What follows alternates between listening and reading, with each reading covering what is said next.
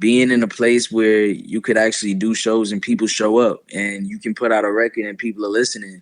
It's like it's hard to get people to care about your music because there's so many people making music. So I think that first hump is really the biggest. Welcome to Making Conversation with me, Grant Brydon, a podcast about music, creativity and careers. For this series, I've sat down with a range of artists and creative professionals in order to learn about how their unique experiences and perspectives can help us in our own creative and business practices. For this episode, I spoke to rapper, producer and multi-instrumentalist Kota the Friend. The proudly independent artist has been making waves over the past few years with his blend of uplifting, relatable raps and jazz-influenced production. Having built a following through his self-directed Lyrics to Go YouTube series, he released his debut album Foto and toured extensively last year. Not letting the lockdown hold him back, we caught up for a conversation as he prepares to drop the follow-up, Everything, this week. Recorded via Facetime from his home in Brooklyn, we discuss his musical background playing in bands, his new album, and creative freedom. So how you been doing? How you getting on? Man, I'm all right. Just, staying in the house like everybody else. Yeah. How have you been adjusting to being in quarantine? It's pretty chill. Like, I kind of live my life like this anyway, like staying in the house, working, making music. So, it's kind of hard for, having children around, children when it's on quarantine because you can't go outside. You can't do the things that they're used to. And so they have to readjust. I think it's harder for kids to readjust than it is for like adults, Yeah. Your son's 3, right? Yeah. How aware is he, do you think, of what's going on? I think he's pretty aware. Like, he talks about it, he knows that it's the coronavirus and he knows that we're in quarantine and he speaks about it and he like brings it up when I have to tell him like, oh, we can't go to the park or we can't go here. He's like, oh, because of the coronavirus, right? So I think that is something that kids are gonna remember forever, Yeah. I think everyone's going to remember it Yeah. forever. Yeah. I feel like it's a brave time to release music, but also a really important time because I feel like fans need music right now. Why did you decide that it was the right time for you to put a project out? I had planned to put this project out around this time, like months ago, way before the virus was spreading or anything. So I figured like I wasn't gonna change my plan because this happened. The people are waiting for the music, and so I'm gonna deliver it, and that's it. So was it recorded a while before this happened? No, I was in the process of recording it even while this started going on. So it kind of like I was working on it prior, and then I was still working on it by the time that it started like really spreading. Your music's very like, it makes me think of being outside. It makes me think of, is it difficult to make that kind of music and to record that kind of music under those circumstances? I think the most difficult part about it was actually collaborating with other Right. musicians. You know what I mean? Like, usually when I record, my background vocalists and instrumentalists, it's like they record right with me. We record together, and I have the microphone set up, and they do their thing, and I'm able to produce the record, and I'm able to like guide them to make the record perfect.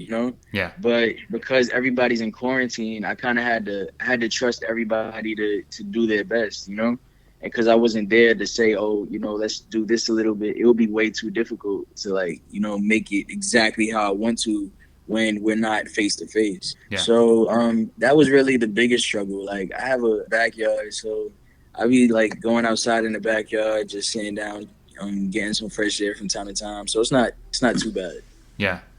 How did you kind of overcome that challenge then? Like, was it a lot of phone calls and FaceTimes and stuff? Yeah, it was FaceTimes. And other than that, like, the people that I've been working with are just really talented. And so what they'll do is I'll be like, yo, just do what feels right to you. I'm not gonna give you any real direction. Because they're so good, I just gave them freedom to do what they felt was right for the song. And a lot of it came out dope. And we Yeah. used it.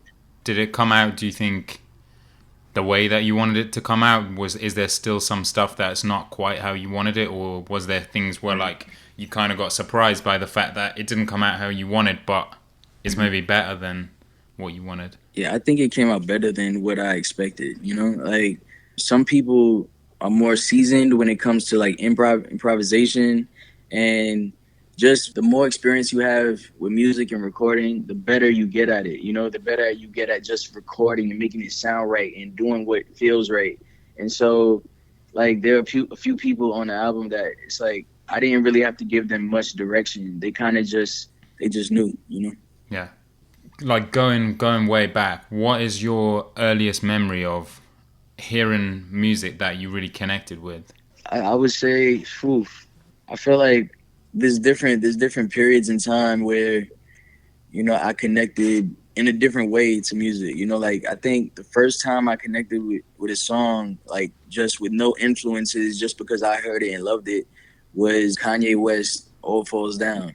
I remember being in a shoe store when we were school shopping, and that song came on in the store, and it would just play like every 15 minutes because that's just how it worked.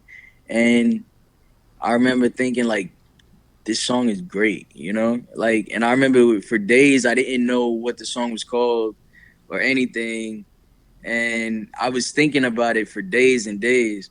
And then finally my brother told me, he was like, "Yo, that's Kanye, All Falls Down. That's his new song. He's a new artist. He's out now. He's hot. He's signed to Jay-Z's label, Rockefeller Records." So I was like, that was the first time I really connected with a song, like on my own. Yeah. Did you grow up in a musical household? Music was always playing. I'm the first musician in my house. But music was always a big deal. Whether it was soul, and like my mother and my dad were always playing music in the house on a Sunday morning, and the radio. I remember they had this really nice Bose speaker. Yeah, it was probably the most expensive thing in our house. And it just played really quality music, and the radio was always playing. It was on WBLS or Hot 97 or 105, and those are just like the major radio stations out here. And yeah, it was just music was always like filling the house. And so like I remember my mom always tells me that I was singing Mary J. Blige, "I'm Going Down." She said that I would sing that like all the time by the time I was probably like 3 years old. And so music has always been a big thing in the Yeah. house. What do you feel like was the first music that you felt like was yours, like your music that you related to and kind of brought into the house? Definitely Kanye. Yeah. Kanye. Like College Dropout, that I think that album really changed my life. Like just hearing it gave me a different perspective on hip hop, and the way you can go about it. And I used to listen to that album from front to back, and it was long. It was a 21 track album, I believe, and I listened to it all the time. Obviously, you started participating and making music at school, and I hmm wondered at that time, was that something that you were enjoying doing, or was it something that was just kind of, just something you had to do at school kind of thing?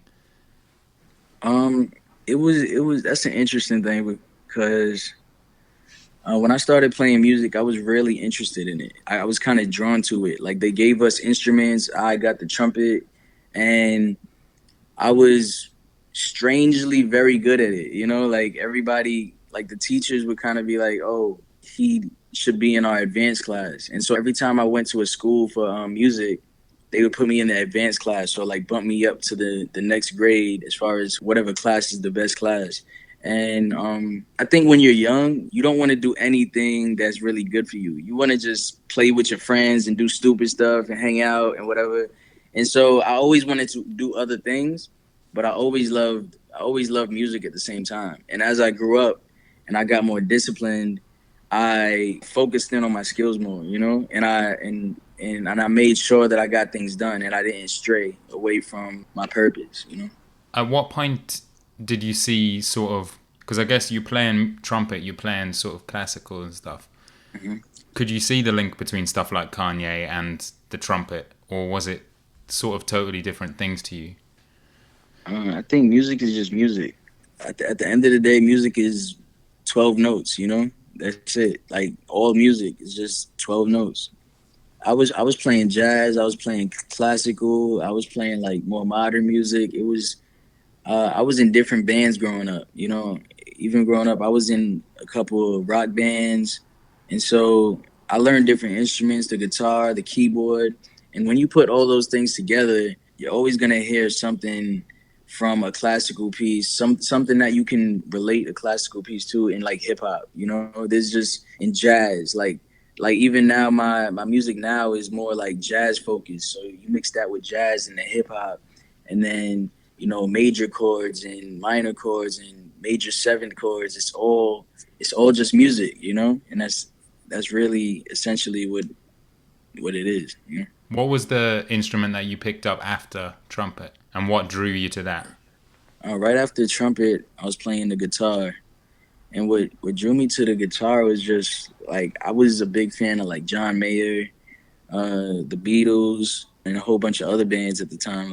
But I just wanted to learn how to play the guitar. I thought it was a fascinating instrument. The producers that we listen to, the beat makers, they are kind of like one man bands, but a lot of them have never experienced actually playing as part of a band and playing in that way where you're just one instrument and there's other people around you. How has that affected the way that you produce and the way that you make music?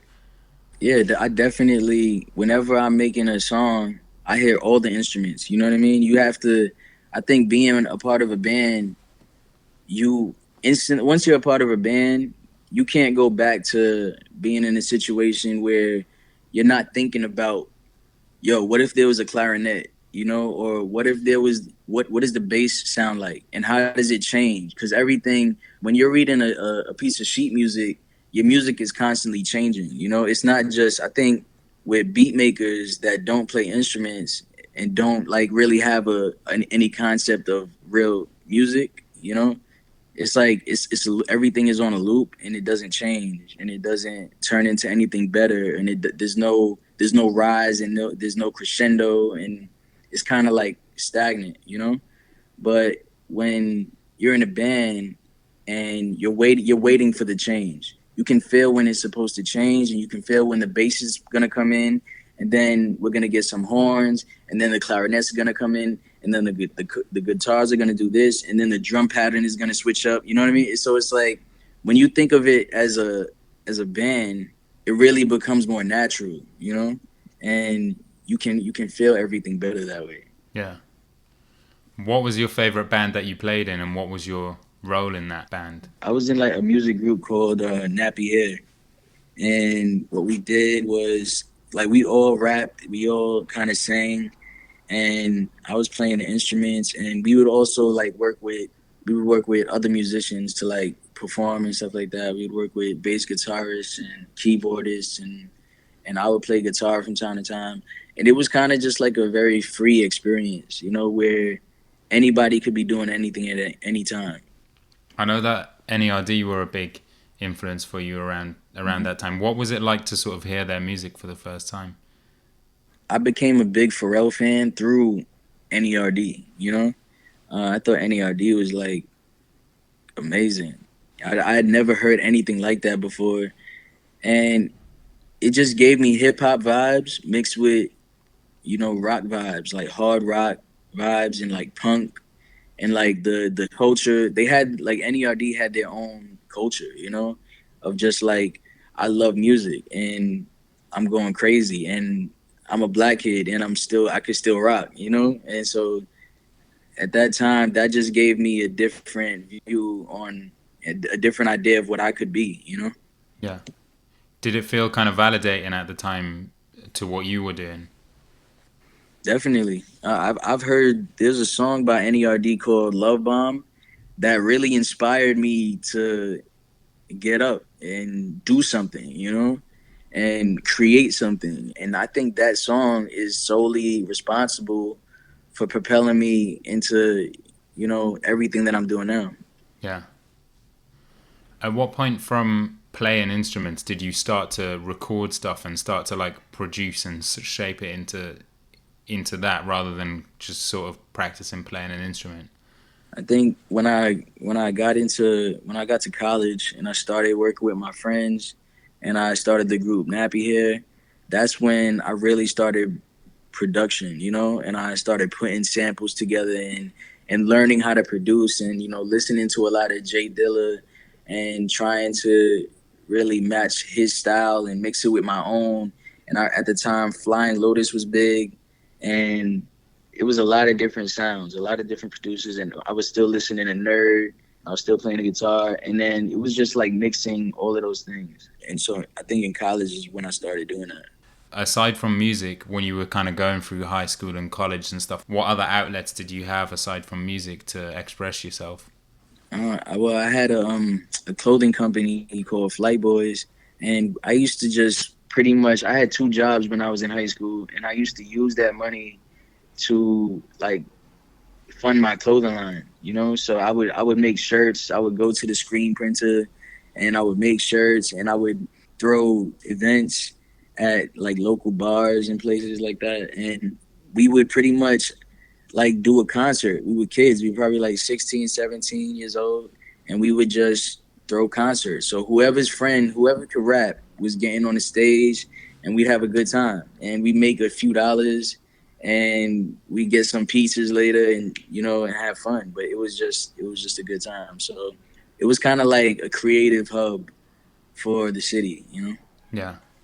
How important has community been throughout your career? Because it feels like that's a real sort of focus. Like from, I know you've said before that like kids from Pro Era and stuff were playing these showcases, but then on your album, you're not necessarily ever going for like the big features. It always feels like people who you just know and stuff. How important is community? Community is huge. Like, yeah, the people around you matter. Like, I feel like a mistake that people make is they go after the big fish. They go after the big opportunity, the big person, but you really have to stop and look around you and see who's around you that you can work with. Like, when you find those people, those are your forever friends, and those are your people that are gonna work with you and your colleagues. So everybody needs a community to succeed, and to go far and to really make it. When did you start rapping? I mean, I started writing my first rap. I think I wrote my first rap. I was probably like 7 or something like that. I know there's stories about you sort of recording into the phone Hmm. and stuff like that. How did Yeah, how did you develop that? yeah. Well, it's so crazy because we used to really just take the. We had this old answering machine, and I don't even know how we were doing it. We would just show. That's how badly we wanted to record something. We would just record onto the answering machine and play it back. And I don't even know how we were doing it. I don't even know how the technology worked at the time. But we used to do that. We used to record our voices on an answering machine, and we used to play a beat from somewhere. Like, we would get a beat from wherever we could get one from, and we would all be in a circle, crowded around this one little answering machine, recording our raps that we had written. And that was, at the time, that was the best we can do, and we used to do that all day. When after that experience was the next time that you actually went to record raps? After that, I hadn't recorded anything, and I couldn't even really think about doing it until I was in high school and on my way out of high school, like my probably my senior year when I was just about to go away to college. At that time, were you recording on your own production, or had you not started producing at this point? I think I started producing and recording at the same time. I think it was one of the situations where I kind of just got all the equipment at once, like the microphone, the MIDI keyboard, the little setup with the. I remember I had the black MacBook. Remember they used to make Yeah. those, and I thought it was the coolest thing ever. But yeah, I got the black Mac, and I had my own little setup, and it was sweet. What were those first sort of songs like? Were you already, from being in bands and stuff, quite structured in terms of the way that you were writing? It was very simple. I think it was more like verse hook, verse hook. You know what I mean, kind of thing. Like, I didn't really do. I learned how to write. I think over time I just learned how to write songs and like, oh, this is gonna be the pre-hook and this is gonna be the chorus and this is gonna be the bridge and everything. But at first it was just very simple, very loop music, just trying to get my feet wet with learning the technology because you have to learn, the program in order to really make the best out of it. Yeah. How did you develop your voice as a rapper? Because I feel like you're very specific but very relatable at the same time.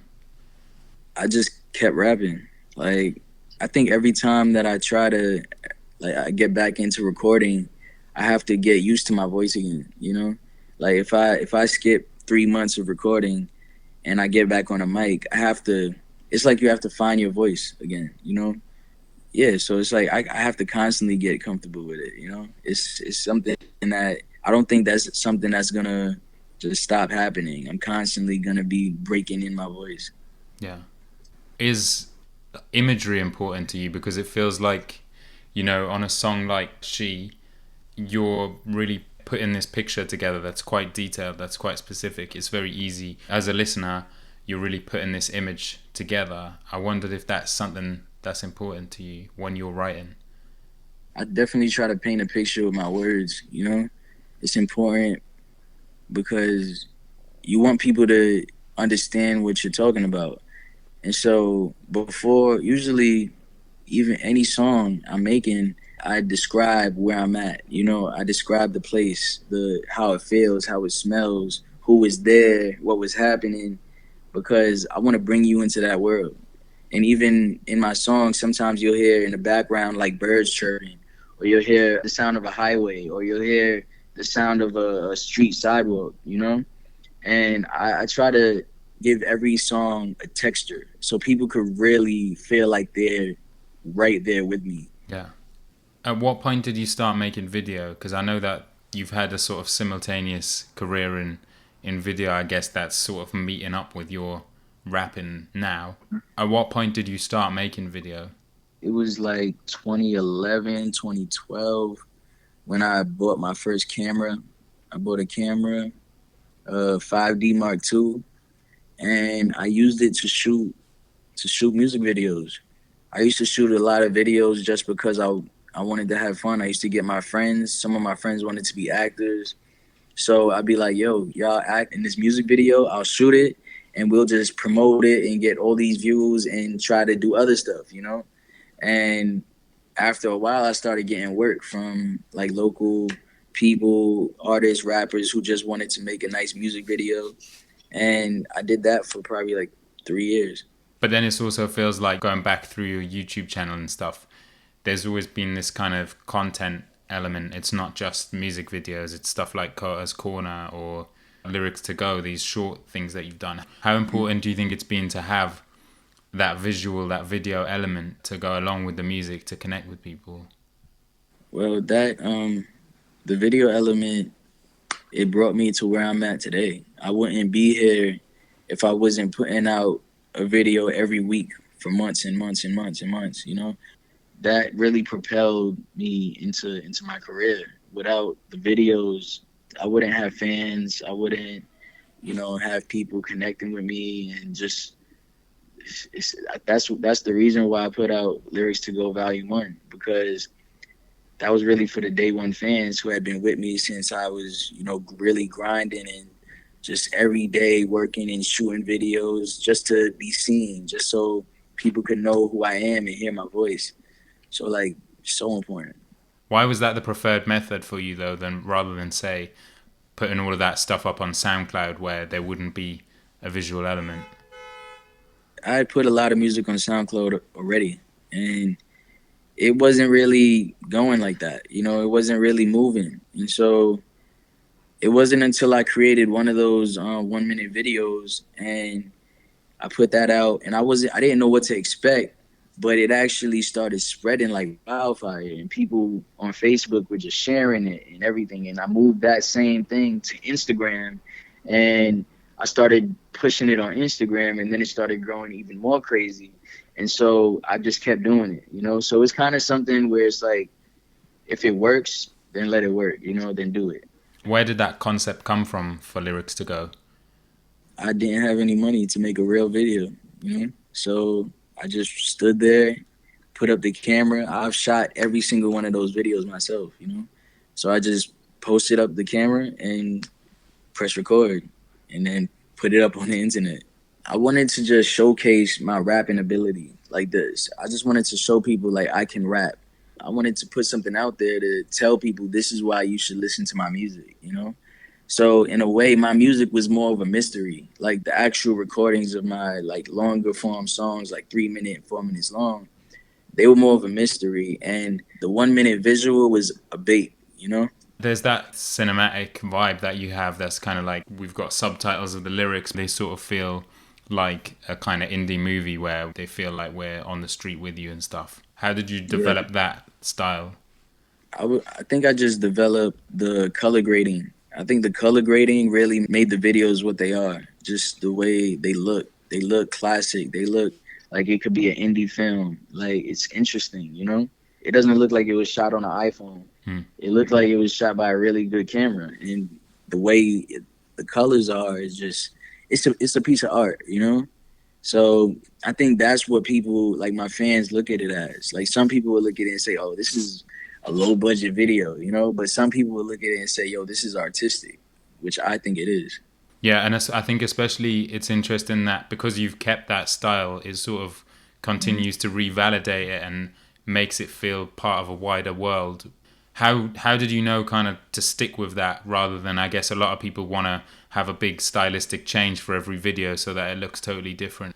I think what I want to do is like I think it's proven that big budgets don't make the music. You know, it's like I think by doing the way that I've been doing it, I show people and prove to people that it's about the music. It's not about a big budget video.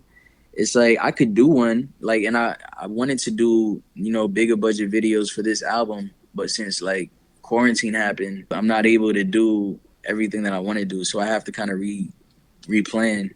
But all this time I've done it myself and I show people like, yo, you don't have to have the biggest budget. So that's it's a myth now. You know, it's a myth that you need $20,000 to shoot a successful music video to make the song successful. It's not correct. It's not real. It's something that people are just saying. And so there's no excuse when it comes to why is your music not doing well, because it's like it doesn't really matter. You can do it on your own. You can. It's about how good is the music, because that's what people care about. Yeah. At what point did you feel like you were ready to make a project, and how was that kind of process of starting to make something more fully formed and putting anything together? I always felt like I could make an album. I knew that I could make a good album, but it wasn't until I made anything, my EP called Anything, and then I was like, okay, now that I have fans, I want to make an album. You know. So when I realized that I had people that were waiting for music and they wanted to hear from me and they were excited when I released something new, that at that point I was like, all right, I'm ready to make my debut album. What was the process of making anything like? Because I guess going from songs to going, I'm going to put a collection of songs together. What was that process like? It was interesting because I had just put out not too long before that. I put out an album called well, not an album, but an EP called Paloma Beach, and I was not happy with how that came out, with how that turned out, like how the project turned out. And so I decided, instead of waiting, I decided to get right back at it and do anything, you know? And anything was really this very free expression. We're not waiting for anybody to post it or blog about it or whatever. Like, we're not trying to get the biggest features. I'm going to get people that I know, people that are around me, and we're just going to make good music, you know? And whoever gets on it, gets on it. If whoever doesn't, doesn't, you know? And it's gonna be dope. And so that was really that was the concept behind Anything, and that's why I called it Anything, because I'm like, yo, it's whatever. And the process was just like I was in the studio for the first time. That was the first time I actually recorded music in a studio, and it was a really new process for me, but it was cool. It actually made me realize that I would rather record music in my house. Right. And I guess it feels like that sort of set the tone for the way that you move forward because, again, it doesn't feel like you're waiting for people. It doesn't feel like you're looking for all these big features and things like that. How did you then, though, upgrade it and go Photos, the album? Well, I produced like 95% of the songs on Photo, you know? And so for me, I always wanted to produce my albums because I wanted it to sound like me because I know what I want it to sound like. And so not only did I do the production, but it's just so much more is added to it. Like I said, like I talk about like the background vocals, adding instruments, you know, and making it lively, you know, making it sound big. So that's really why I consider Photo like my first album because I did that. I accomplished that in my like I added skits that made the album that really brought everything together and made it a story, you know? And it was theatrical and it was intros and outros and it was really a story. It was a movie. It was cinematic, you know? And it's the same thing with everything where it's it's bigger than just a couple songs. It's bigger than just a few songs. Like what I'm giving you a package that of really hard work and a lot of time and creativity and patience and collaboration, you know? As someone who can play a bunch of different instruments, what is the process like when you're making a track? How do you normally get started? I start on the computer. Sometimes I'll grab a sample. Sometimes I'll play a chord progression. But I just start. I usually start with the drums too. You know, I'll start with like making like a nice drum track. Sometimes every time is different though. Sometimes I'll start with a sample. Sometimes some chords. Sometimes I'll play something on a guitar and see what that sounds like. And it's really it just all depends on how I'm feeling that day. Yeah. It sounds like there's a lot of live guitar on everything. Yeah. Some of them are samples. Some of them are live. Yeah. Okay. And a lot of the time, is it you playing the instrument, or do you tend to bring in a session musician to do that for you? Oh, I bring in musicians for sure. Yeah. I bring in sax players, I bring in keyboard players and all types. Well, I'm not bringing them in because I'm in quarantine, Yeah. but they'll send me what they got, and we make magic together. You know. Why is it important to you to do that rather than, I guess, taking samples or going on Splice or whatever, rather than Oh, reaching out to I, people? I do go on Splice Yeah. though. I do go on Splice. I love Splice, by the way. Like Splice is really like I think it's a great tool. You know. Yeah. Because people sample every day, you know? And the fact that Splice is like royalty free, it really pushes you to be creative, you know, because you can use the samples from Splice to then create something that nobody else could come up with, you know? It's like it's yours, you know? And it's the same that's what producers have been doing forever. So I think it really pushes you to be creative. Yeah. And then I guess there's always this live element in your music as well, this fusion that we can hear, especially on everything, of the programmed sounds layered with live instrumentation. What's the significance of that for you? Because you want it to sound real, you know? You don't want it to sound manufactured all the time. You got to add that real music element. You got to add the live instrument element. I feel like if you want it to be soulful, if you want to add soul, you have to add instruments. Yeah. So with everything, I know the first track you made was Mikasa, right? Hmm. Yeah, And then how did it become an album from that track? I just really like that song, and I realized that that's what the direction that I wanted to go in with the album, and so I just kept going. But you came up with this. I guess there's this question that runs through the record of what means everything to you. When did that question become kind of this driving force for the record? Honestly, it was after the album was done. Okay. You know, after the album was done, and I was like, then I wanted to, it's like there's layers and steps to my process, and this was the last step is kind of like making it a story, you know what I mean? Like, and so really I called it everything because that's part of it. Like, what means everything to me? What do I want? What do I want to manifest? What matters to me? And so I had already done the track where I'm talking about what's important to me and my son and everything. The interlude that's called Seven, So I pretty much just asked everybody else the same question that I was being asked. You know, what means everything to you? You know, At what point did you have the title? I had the title since the beginning. It's this album is really a culmination of everything that I've been through, everything that I've had to get over, and I wanted it to kind of like include bits and pieces from every project that I've dropped so far. You know, like the flows are fast paced, like some tracks on Paloma Beach or on Palm Tree Liquor, and the beats are chill like they were on Photo. But you know, it's just like it's a culmination of everything I've made. Why did you think now was the time to kind of fuse all of that stuff instead of maybe going in a different direction again and then bringing everything together later? Because I think it's like it feels like the end of a chapter for me. You know, I feel like I've been through a lot in my life, and at this point, I just wanted to put these things in the past and manifest new things. You know, and so this is kind of like the filter, where it's just like everything that comes after this is just clean and brand new. It's a different vibe.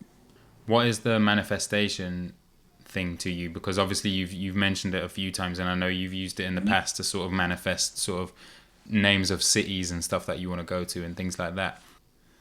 I just want to manifest good things, you know. Like as soon as I realized that my words are powerful and things that I said 3 years ago were coming true now, I it's just important for me to always manifest good things, and so this album is a manifestation. Period. On the record, there's a lot of things that, real life things that you're talking about that I feel like the audience really connects to and relates to. But I wondered, when you're going through life, how do you keep track of what is going to make a good song from an experience that you're having? I don't keep track. I don't keep track. I just kind of like whenever I'm making a song, I just pull from everything that I've seen, everything that I've been through, and I really don't know what's affecting me until I'm writing about it. You know, Right. When you put an album together, do you have sort of things that you want it to do for you? Do you have aims for it or expectations? um, nah, I want to do my best. That's it. I think that's my only aim is to just do my best. Like even now with this album, everybody has high expectations. You know, like all my fans are like, and I think it's one of my greatest works. You know what I mean? Like, but before I put out any project, I always say, like on social media and Twitter, just so you know, I stand by this 100%. You know, how you take it is how you take it, but just so you know, I'm proud of it. So like over everything, I just try to make something that I'm proud of. That's it. Is there any anxiety there with regards to putting out things that you've been working on and sharing stuff that you've been working on?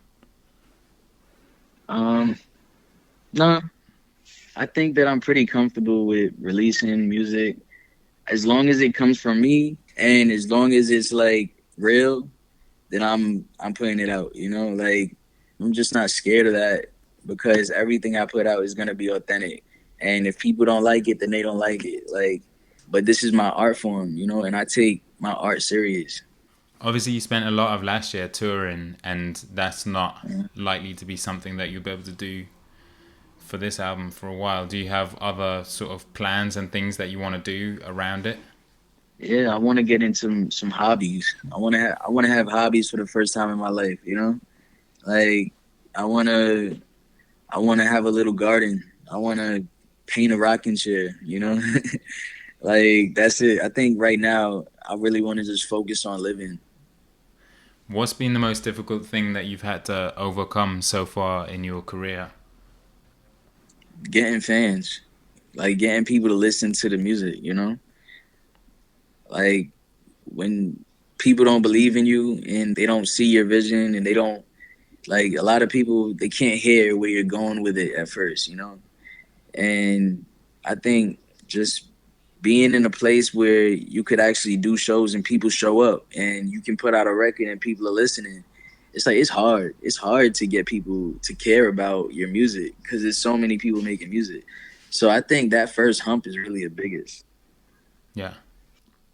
Your music's always been very inclusive as well, and I wondered how you kind of, I guess, walk that line between, some people, when they try to be too inclusive, the music can almost become so general that it's not really saying anything, whereas you're saying a lot but still staying very open to everybody. How do you balance that with writing? I think in my writing, I just try to connect with people. Like how it's just the way I'm writing and the words I'm using and the phrases I'm using, but at the same time, still always be me. And I think that when you're yourself, if you're yourself, there's gonna be a million gazillion people out there that are gonna be able to connect with you because it just shows you. I think it's just proof that we're all connected and we all share a similar experience as human beings. No matter how different we want to say we are, we're very similar. Yeah. What are you most proud of about what you've achieved so far? I'm proud of the fact that I'm free. I'm not on a record label. I'm free to release music whenever I want, and at the same time, I'm still successful, and people know about me, and people care about my music when it comes out. And I'm just proud that I'm able to be me still 100%. Nothing, nobody's controlling me. Nobody controls my art, and I can do what I want, say what I want. Freedom, the fact that I'm free is everything. And lastly, what does success look like to you? Success to me is owning where you live, doing the things that you like to do, taking care of your family, and just enjoying the life that you have, enjoying every breath to its full potential. Thank you for listening to Making Conversation with Grant Brydon, featuring Kota the Friend. If you like this episode, then please be sure to rate, comment, and subscribe wherever you're listening to podcasts. You can find Kota on socials at Kota the Friend and listen to his new album Everything, available on streaming services from Friday. You can find me on social media at Grant Brydon.